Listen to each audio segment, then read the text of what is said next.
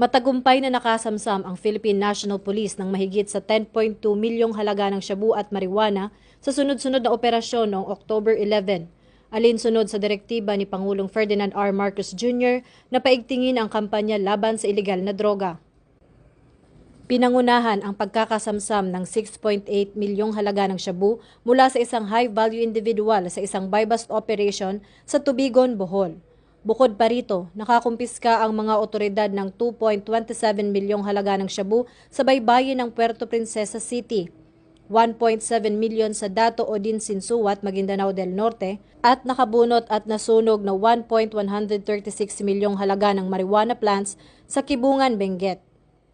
Pinuri ni Acting Chief PNP Police Lieutenant General Jose Melencio C. Nartates Jr. ang mga pulisya sa kanilang dedikasyon at pakikipagtulungan sa Philippine Drug Enforcement Agency at tiniyak ang patuloy na pagpapatupad ng Enhanced Managing Police Operations. Ang operasyon ay nagpapakita ng matatag na paninindigan ng PNP na lipulin ang iligal na droga at itaguyod ang bagong PNP para sa bagong Pilipinas, serbisyong mabilis, tapat at nararamdaman. Patuloy na target ng PNP ang high-value street-level drug personalities upang mapanatiling ligtas at malaya sa droga ang mga komunidad.